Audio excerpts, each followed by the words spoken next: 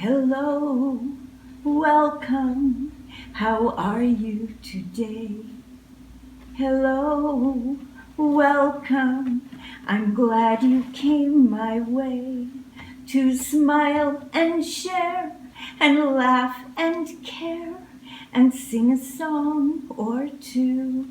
Hello, welcome, I'm glad to be with you.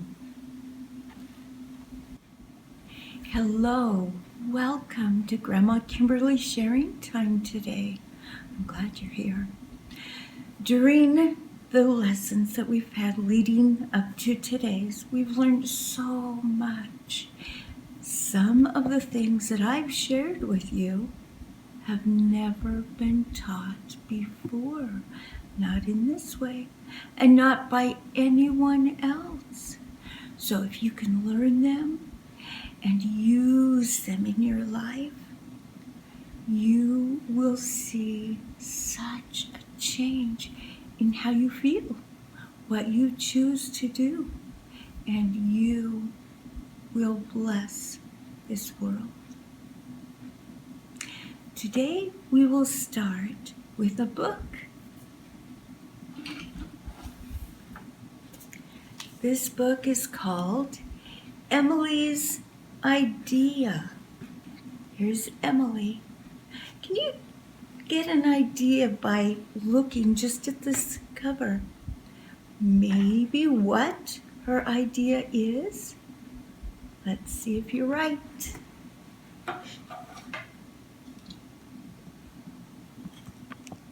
So Emily's Idea was written by Christine Evans and illustrated by Marta Alvarez Miguens. I'm going to take off this protective cover.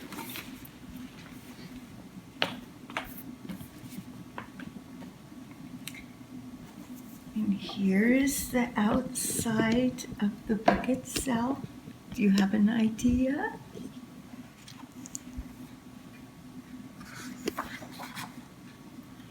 Emily's Idea.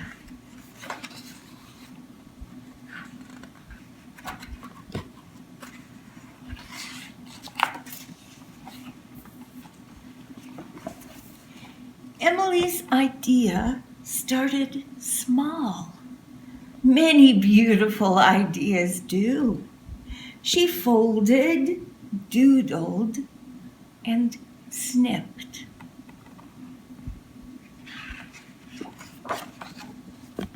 But also, like many ideas, Emily's small idea grew until her room was alive with pattern and color.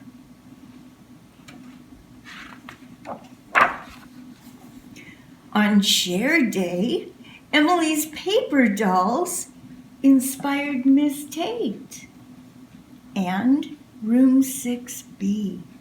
So everyone folded, doodled, and snipped. Each doll was different, but the same.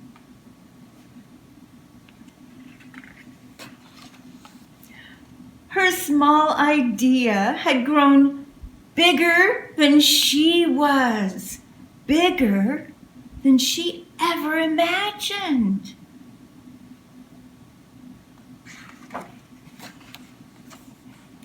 It was a connection between Luca and Evelyn, between Annabelle and Nico, between Leah and Henry. And still, Emily's idea grew. Can you see her teacher, Miss Tate? She's on her computer and she's sharing that idea. And other teachers and other of her friends. Oh, they are getting the idea too. What's going to happen? Chains hung in the bakery, in the hair salon, even in the post office.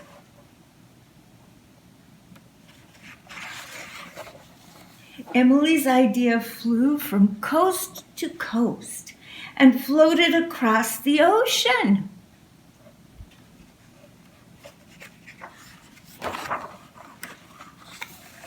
Friends and strangers joined hands across bridges and town squares, beneath subways and bus shelters.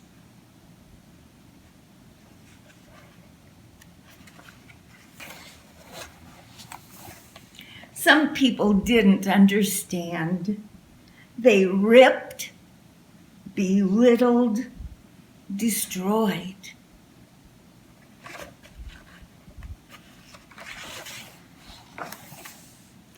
But Emily's idea kept growing. Dolls adorned houses, shops, and schools, stations, trees, and yards. Each doll was different, but the same.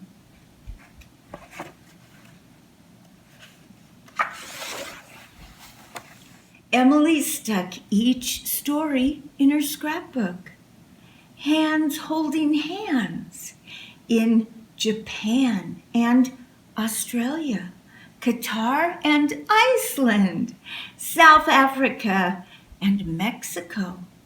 Emily felt fluttery, just like a paper doll in the wind.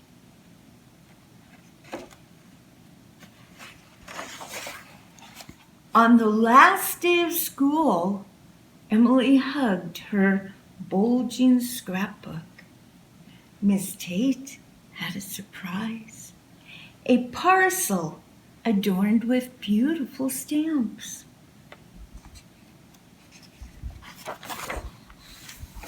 Emily ripped. Paper dolls cascaded into her lap. Each doll was different, but the same, just like us.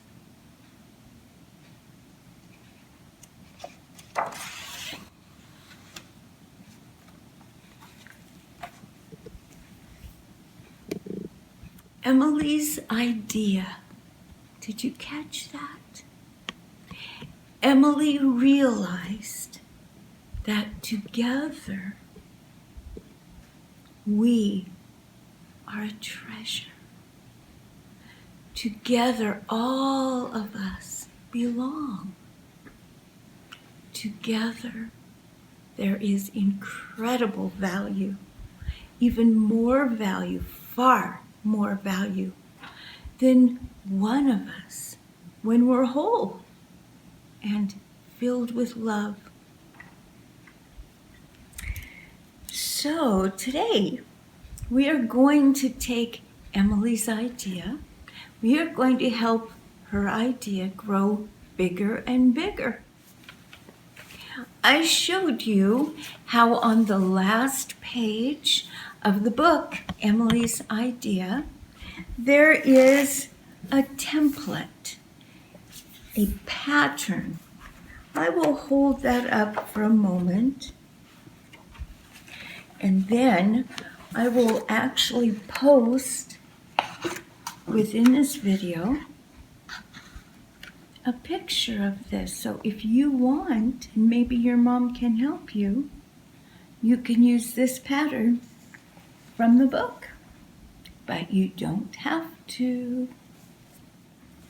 I made a copy of that template, but I scaled it down a little bit. So my pattern, and I'm using the little girl, my pattern is a little smaller. And with this pattern, I'm going to make us some paper dolls. I took a piece of paper and I folded this paper into 3 equal sections. And now, if I place this template, the pattern, on top of this folded paper, and I will use a pen or a pencil to trace around it, then I will cut it out and we'll see what happens. I'm going to set this down and use my glasses again so that I can see really well. When I do it, I will make sure that the hands go right to the edge because I'm not going to cut this part or this part. They must stay right on the fold. Okay.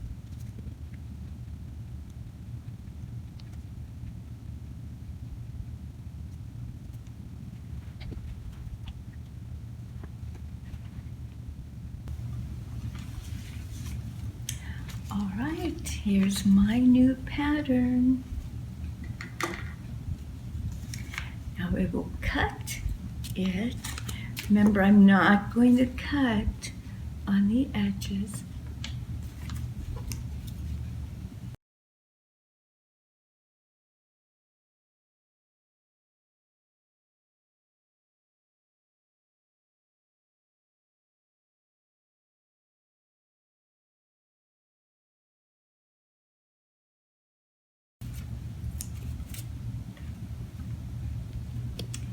Here's my doll.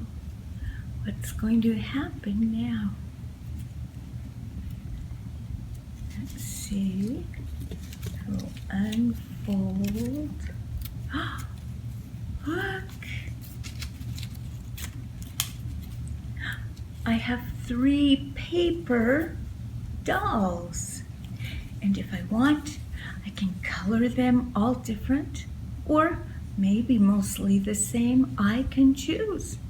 But even people who look very much the same, even have the same clothes on, they're always different, aren't they? So here I have 3. If I want, I can make 3 more, and I can tape their hands together. Then I'll have 6. Maybe I'll want more. Maybe I can make more and more and color them all different like Emily did. Maybe another time I could do some boys, some girl. I can choose. So here are my paper dolls, and just in case you want to use that same template, I will put the picture up so you can use it as well. But you don't have to. You can make your own. They can wear different clothes than this. They can be the size that you want, bigger. But again, remember when you fold it, make sure that the page is folded on both sides where the hands meet in order to make 3. Or just on one side if you want to make 2.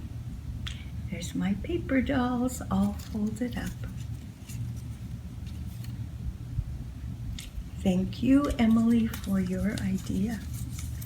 Did you know that an idea doesn't die? Ideas are more contagious than anything out there, any cold, any flu, any virus. An idea, when a person has an idea and then shares it, gives that idea is bigger. By sharing their thoughts, their feelings, their idea, it grows. And that's the way with things that are real. Things that are real, like the real you inside your body. The ideas that real you thinks with the body. What that real you does with those ideas. Those things don't die. They get bigger and bigger and bigger when they're shared. That's how we know they're real. This isn't real. This is just this is my hair. It's part of the body, which allows me to have learning experiences. This chair isn't real. How do we know it's not real? It'll break. It'll be recycled. It'll turn back to dust, just like the body does. But the spirit, the real person inside, just like ideas, they can get bigger and bigger and bigger. Today's lesson is, I choose gratitude. At the end of Emily's idea, the book we read, Emily was given a package. And in the package, do you remember? Let me show you again the picture. In the package that someone else had made and sent to Emily were these paper dolls that said THANK, thank, YOU, thank you. Others who had realized what Emily was trying to share about how beautiful it is when we love ourselves and hold hands with others around us, and when we join our hearts and our minds with that love, we bring greater love into this world, and it grows and grows and gets bigger and bigger and happier. Remember, I've told you that that feeling of sharing happiness with others is joy, joy, joy, and it keeps growing. Let's sing our smile song. That is another idea that I've taught you about how sharing our smile can travel clear around the world and bring happiness to many, many, many people, like Emily's paper dolls.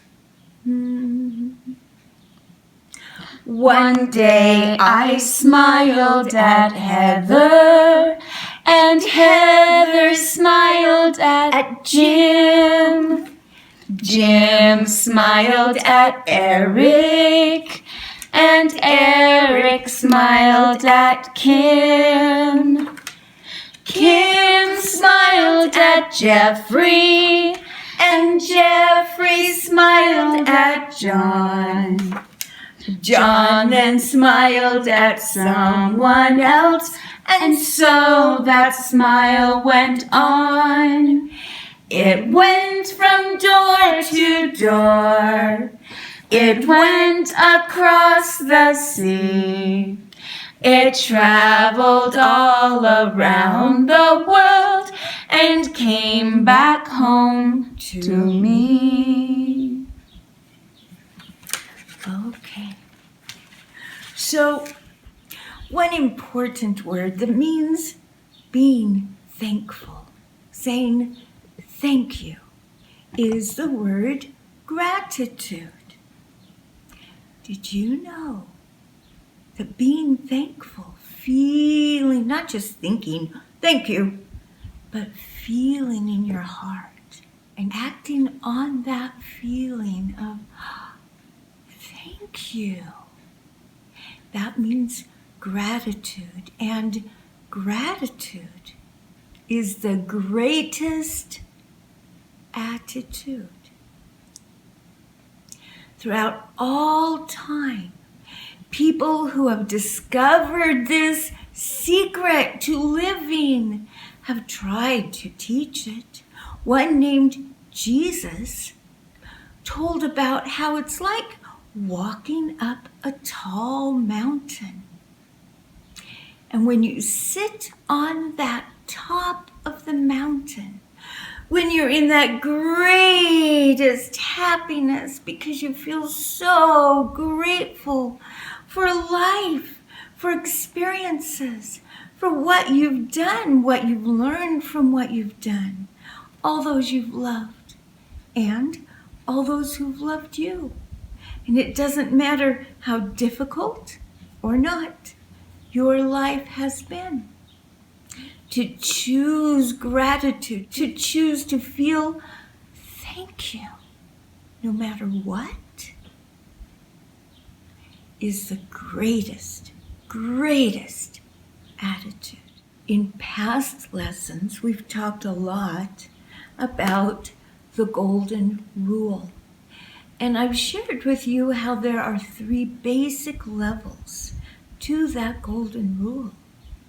Learning how to treat others, to think, to do correctly.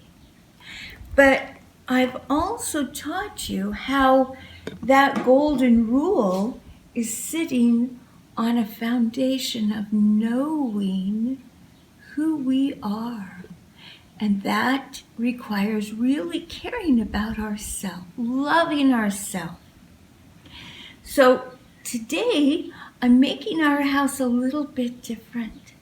Instead of a tall rectangular house with a triangle on the top, today I drew our house like this. So if you remember, there are 3 basic levels in learning how to correctly love other people.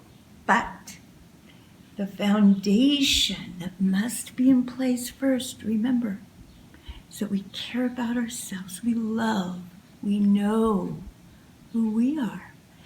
Then we can travel up, up, up like climbing a mountain. Let's say this very top, right up there, the summit of the mountain, is when we're filled with only love. That's all we are left, is love for ourselves and for everyone. We've climbed to the very highest part of our mountain.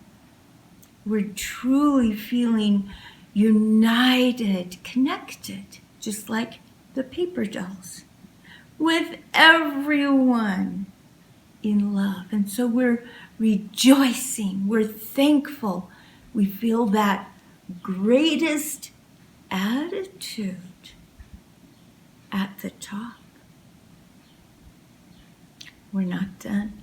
And other lessons will talk about what then if we've reached the summit, the very tip top.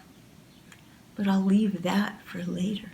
I want to share with you now a story of why this great attitude of gratitude, being thankful, why that is so important. Many years ago, about 9 years ago, Crystal was just a young girl, and we had some of her older brothers and sisters come visit with us. And we were living in another state by a science museum. And we had been there many times. And in the science museum, one of our favorite places to go and experience was called Mindball. So we went there from time to time. But this particular day that we went, we took her oldest brother and his new wife. And we went to see many things there in the Science Center, but also a traveling exhibit about the body. So we got our special tickets for the body exhibit, and it wasn't for some time later, about an hour later. So we went and saw and did and learned and experienced in some of the other exhibits. And Crystal and I went off by ourselves to this Mindball exhibit. Let me first share a little bit about what it is. Here's a picture. In this picture, 2 people sit on either side of a long table. And they put a special headband around their forehead. And this headband has special electrodes on it that can measure what's happening inside the body. And with those measurements, it can show a literal representation of what's going on inside on a special screen so that other people can see how we are thinking. So when you are playing Mindball with another person, both of your minds are working that one ball. And sometimes this person's mind might be at deep peace, and so this ball will move this way. But maybe this person is working also in deep peace. So maybe that ball is just barely moving back and forth,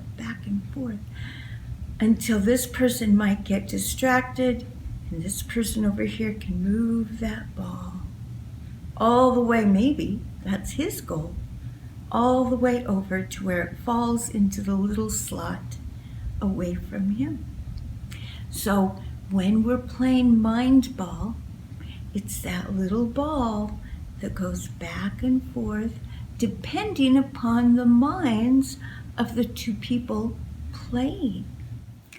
Well, as Crystal and I were walking around this very, very busy science center, we got close to the Mindball exhibit, and a man stood up. I think he was the father of a family that had been using the Mindball exhibit. He stood up, and I could tell by his voice and his words that he wasn't feeling happy. He was frustrated. And he said to one of the men who worked there, "This is broken. It doesn't work right." And the man said, "Really? I've never seen it broken. It's always worked in the many years I've been here. What's the problem?" And the man went on to explain what he thought was broken, why it wasn't working for him. And the employee, the one who worked there at the museum, said, well, let's try it out. So he sat on one side of the table, and this frustrated man sat on the other side.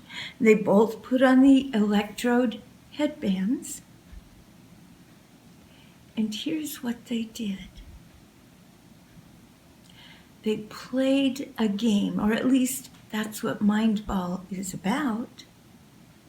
Because on that table, there's a transparent tube. And inside the tube, in the middle of it, there's a little ball, like a ping pong ball.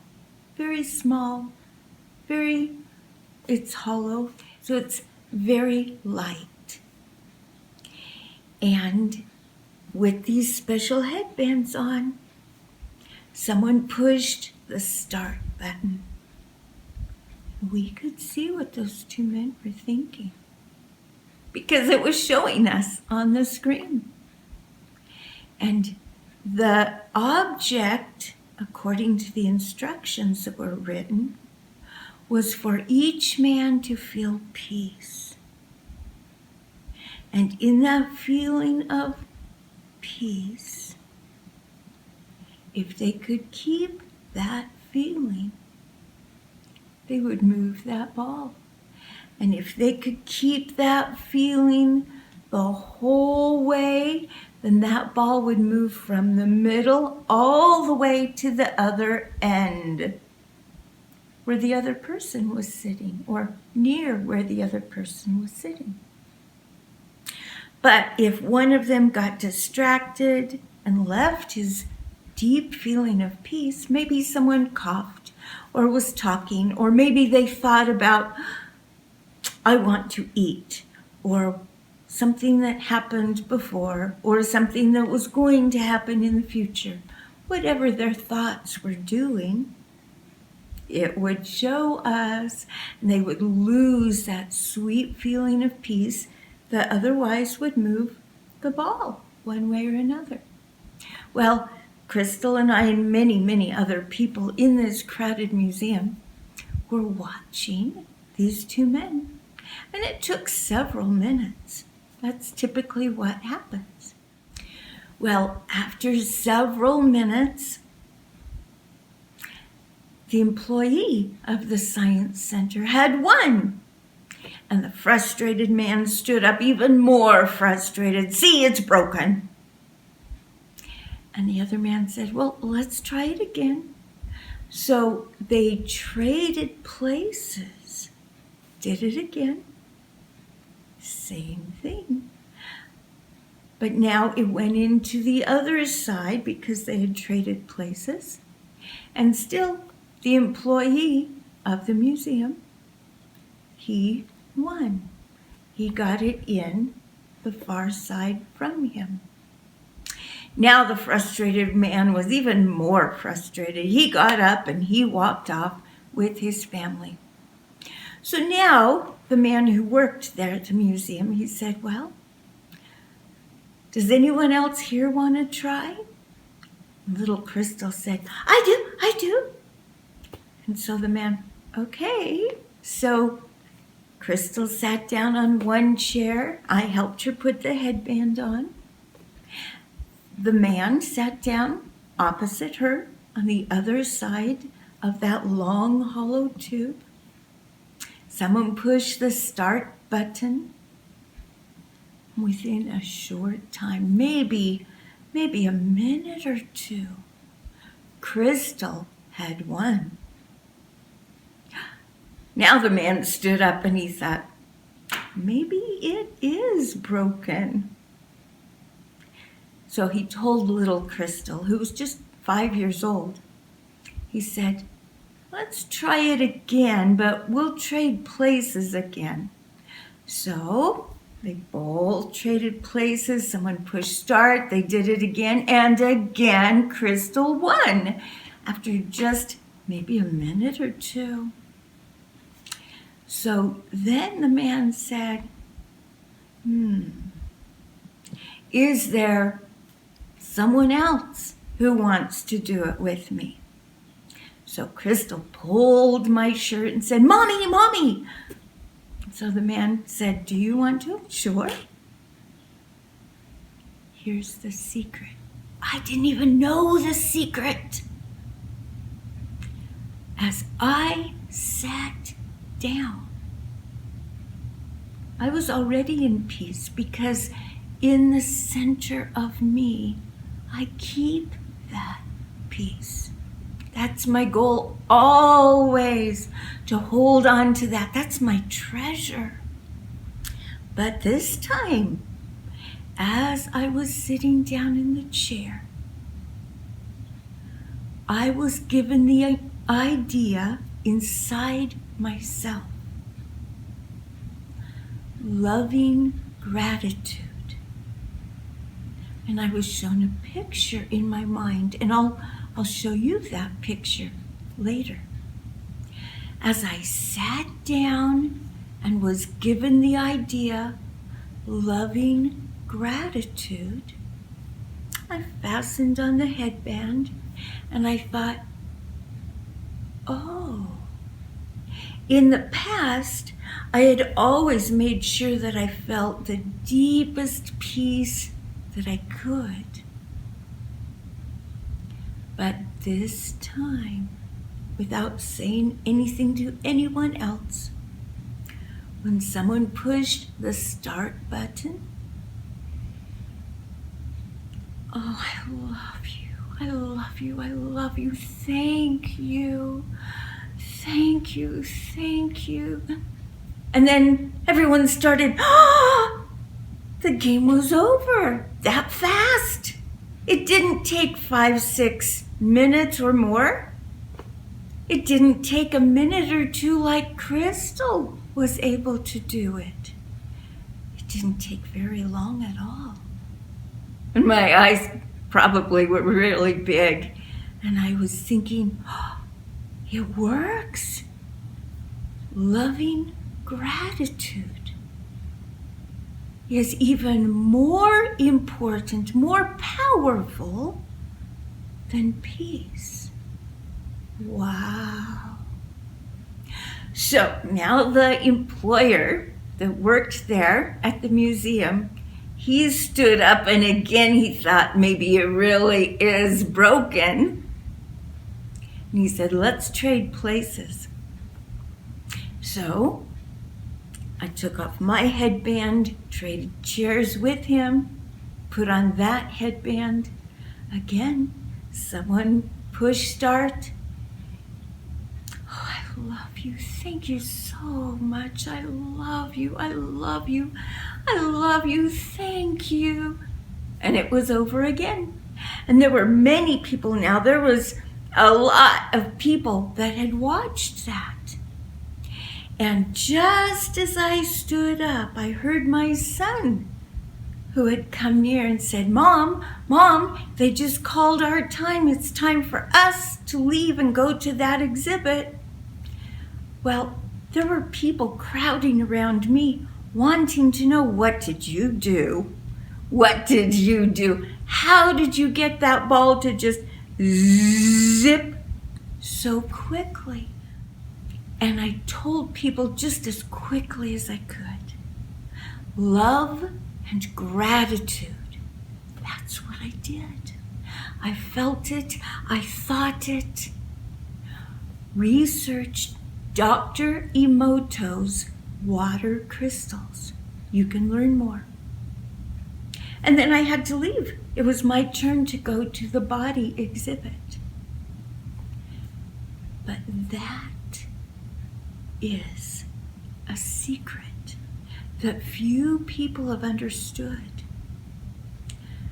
By going first into peace, I like myself. I like everyone else. In fact, I love myself. I love everyone. I feel a deep connection with all that is. I love. I'm grateful. Thank you. Thank you. Thank you, God. Thank you, nature. Thank you, whoever I'm with. Beyond peace, in this state, this attitude of gratitude, there's power. Power to know how to act. Power to move a ball just with our minds. Power to understand things that no one's ever taught us. Maybe it's not written in any book. Maybe no one's ever even known it before. But we can know what to do, just like I was given that idea. Gratitude, love, and gratitude. I'd like to share with you a picture now. In this book, we have some crystals that are made from little drops of water that were taken from different places or that were taken from the same place. And those drops that were taken from the same place, some of them were put in different places and given a word. The word was written on the container.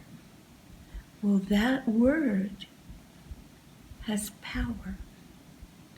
And depending what that word was, when it was frozen, it would form a type of a crystal. Dr. Emoto was a Japanese scientist, and he's the one who began some of these experiments. He's the one that was able to compile books like this. He discovered what I'm teaching you. He discovered that the very greatest attitude is love and gratitude. Because as he worked with many different types of words like I hate you, or I feel sick, or you're rotten, or you stink, whatever the words. Each one formed different crystals, and this one right here is the Japanese word for I love you, thank you. Here's how I love you, thank you looks in the English language. Here's how it looked in Japanese. And this book has other crystals from different words. In another book by Dr. Masaru, let's see what some of these other crystals look like. I'll go to this page. I'll put on my glasses too. So here we have on this page, we have the words, you fool. Can you see on this page? Can you even maybe see something in it? This was the crystal made from the message, you make me sick, I will kill you. What a difference. Loving words, filled with gratitude, filled with kindness, filled with valuing ourselves and valuing each other. Now, think a little bit deeper with me. Do you realize that our very bodies, that our spirits are using for our experiences, our very bodies are mostly water? And if we are thinking, I'm a fool, or she's stupid, or I don't like her, she's wrong, she's ugly, she shouldn't do that, or I make mistakes.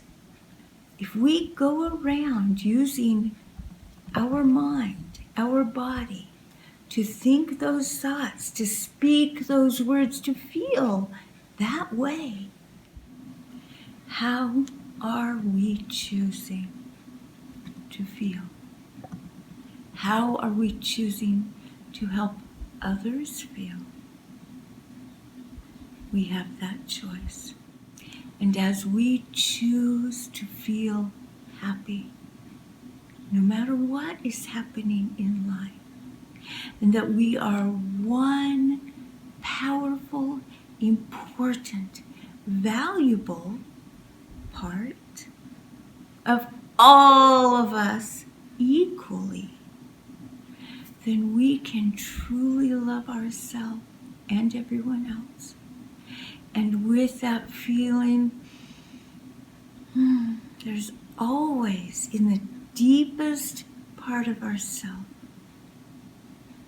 a sense of thank you. I love you. Thank you.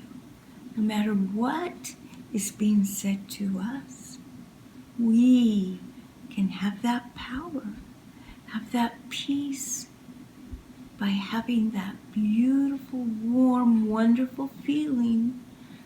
I love you. Thank you. We have much more to discuss about gratitude, the greatest attitude. But before we go today, I'd like to teach you the sign language for thank you. It's tapping your chin and then coming down. Thank you. Would you practice that with me? Thank you. And when you see someone say, thank you, you can respond. And the way to say, you're welcome, is the same. So if someone tells you, thank you, you can tell them, you're welcome, even without words. Let's practice that.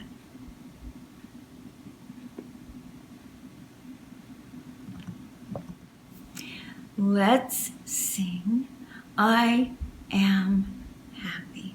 Ready? I am happy, I am happy, yes I am, yes I am. I am fun and cheerful, I am fun and cheerful. Joy, joy, joy, joy, joy, joy. As you go through the rest of today and you ponder upon the things that we shared, I choose gratitude. I choose to feel love. I choose to feel thank you in my experiences, in the way I think, in the way I feel, in the way I choose to talk and act with you and with myself. How are you changing the world? Just like Emily changed it with the paper dolls. And that idea grew and grew and grew and grew. So will your choices grow and change the world. When you come from gratitude, the greatest attitude, I bless you and I love you. You are my friend. Have a wonderful day. Choose happy. Bye-bye. Goodbye for now, but I know somehow we're never far apart. Goodbye for now, but I know somehow you're always in my heart. I carry you in my heart. I hold you in